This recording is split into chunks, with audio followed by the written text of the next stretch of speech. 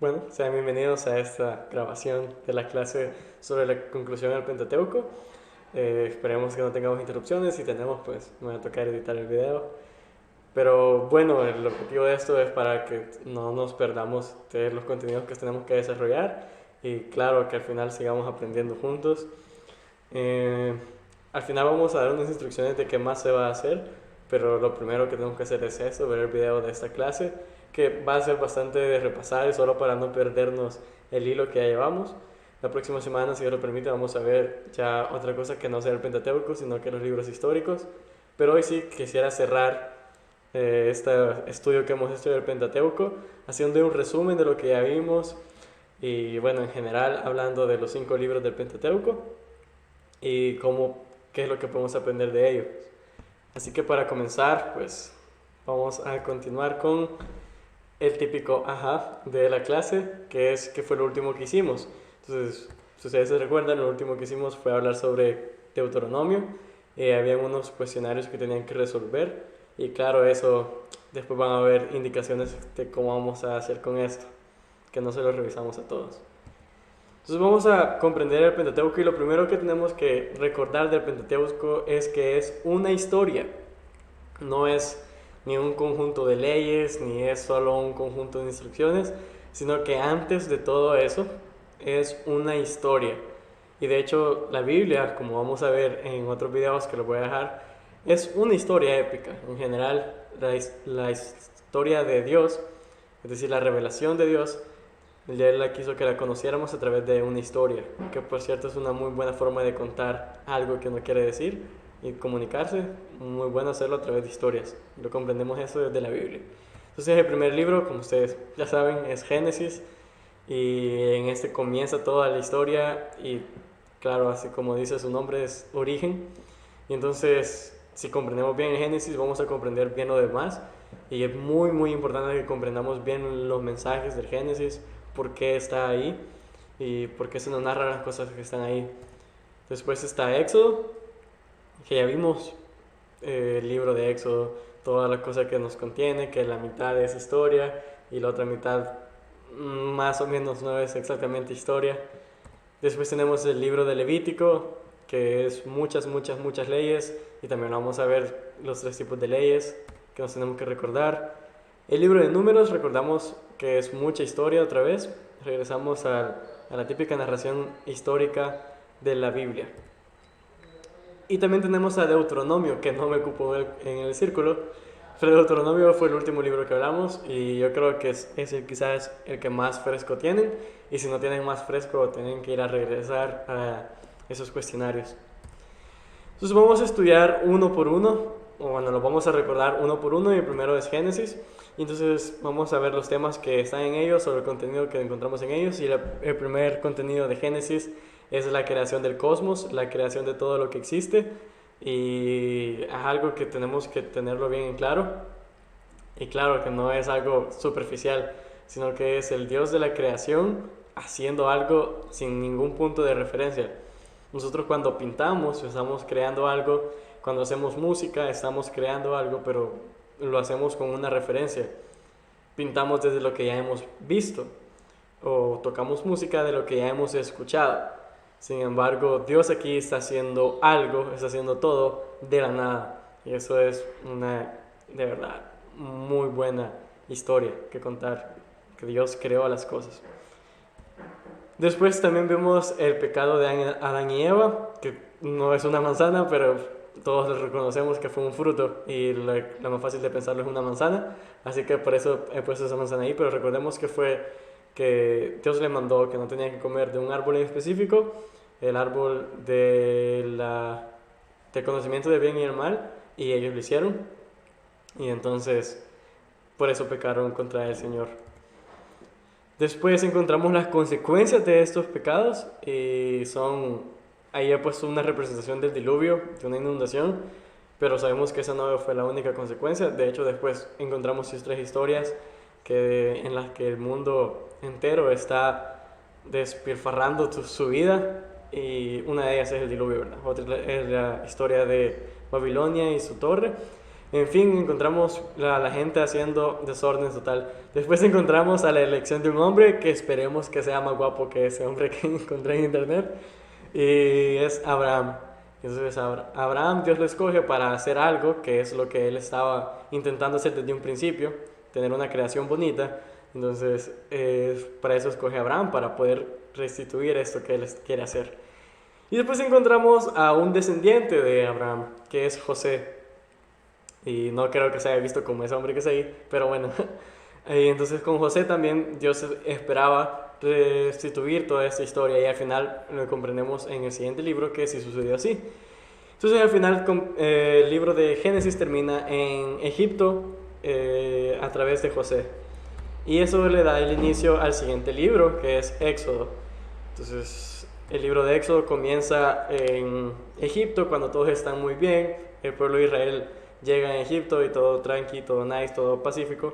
Pero eso rápido cambia y Egipto esclaviza a Israel porque estaban convirtiéndose en una gran multitud dentro del país. Entonces dijeron, no podemos permitirlo. Y los empezaron a esclavizar. Pero Dios después les da libertad y eso es lo que representa esa moto. Sabemos cómo lo hizo, a través de las 10 plagas. Dios endureció el corazón del faraón y al final los deja ir porque ya estaban muriéndose todos, así que ni modo, les toca dejarlo ir. Y después de esto, Dios pues permite que Israel esté en el desierto. Y es en el desierto cuando ellos llegan al monte Sinaí, un lugar donde Dios les va a dar, bueno, es un lugar para comenzar muy importante porque ahí pasan como un año y Dios les va a dar ahí la ley. Entonces recordemos que es en el monte Sinaí donde Dios se lo da. Dios les da la ley. Y termina el libro de Éxodo narrando la construcción del tabernáculo, que también lo vimos en clase, que tenía 3 lugares específicos, que espero que se los recuerden, si no lo van a tener que ir a estudiar para su examen. Ahora bien, Levítico, el tercer libro de la Biblia, y ahí encontramos que Dios instituye muchas leyes, y encontramos que habían 3 tipos de leyes: las leyes de los sacrificios, las leyes de la pureza y las leyes del sacerdocio.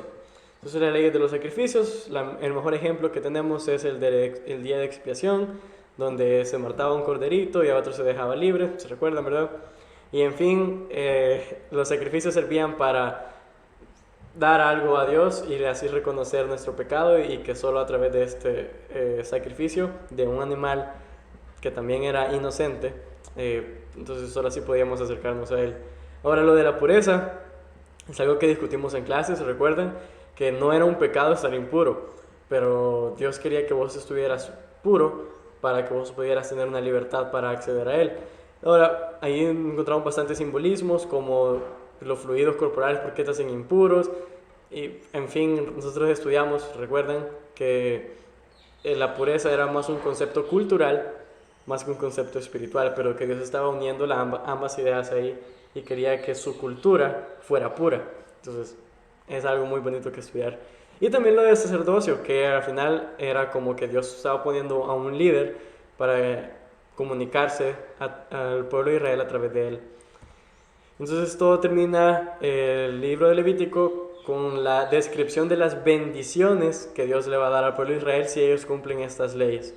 Y con eso nos movemos al libro de Números, que debería ser entonces la descripción de esas bendiciones, ¿verdad? Pero no es así. Todo comienza con una narración de cómo se censó el pueblo de Israel para irse a constituirse como nación. No eran una nación, estaban en medio del desierto, pero Dios les había dicho que iban a llegar a un lugar a ser una nación. Y así es como comienza el libro de Números.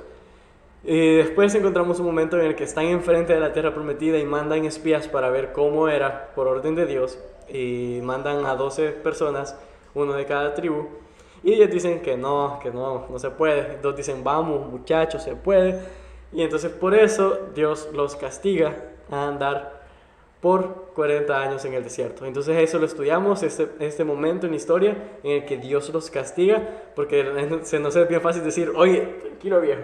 No, en serio, se nos es fácil decir, ¿qué onda? ¿Cómo los castiga por andar 40 años? Pero recordemos que Dios es el Dios que los había liberado, que había hecho un montón de cosas para comunicarse con ellos, y vienen ellos y hacen todo lo contrario de lo que ellos a lo que Dios quiere y se rebelan y no quieren hacer la voluntad de Dios, etcétera, etcétera. Así que ya, eso lo olvidamos. Pero la historia termina bien. Entonces la historia termina en que están justo en la entrada de la tierra prometida, y ahí termina el libro de Números, y Dios permite a permite a Moisés dar sus últimas palabras y antes de entrar a la tierra prometida, que ya sabemos que él no iba a poder entrar, pero el pueblo sí. Y entonces con eso introducimos el libro de Deuteronomio, que es bien fácil, vean. El libro de Deuteronomio eran las death wishes, los deseos de muerte, es decir, los deseos que un hombre da justo antes de morir, que eran de Moisés para el pueblo de Israel. Entonces lo primero que Dios estaba constituyendo a través de Moisés era la esperanza, y eso es lo que representa esta imagen, la esperanza de que ellos iban a ser diferentes, ¿sí? La esperanza de que iban a ser un pueblo lleno de amor, pero no un amor vacío, sino con un amor recto, justo, lleno de la paz de Dios, pero la paz por cumplir sus mandamientos. Y que ellos iban a ser diferentes. Ellos habían visto una generación que había sido muy mala, pero Moisés esperaba que ellos fueran de una generación diferente, de una generación buena, una generación conforme a los propósitos de Dios. Y bueno, antes de pasar a las instrucciones, el libro de Deuteronomio es algo complicado porque de hecho vimos que se trataba sobre la segunda ley y tenemos la tendencia a verlo como una segunda ley. Está bien que lo veamos así, porque de hecho algo así es, un montón de leyes y leyes y leyes.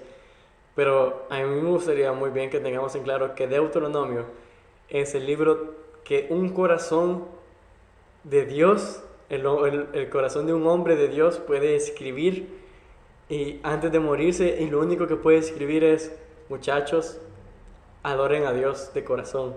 Muchachos, por favor, arreglen su vida.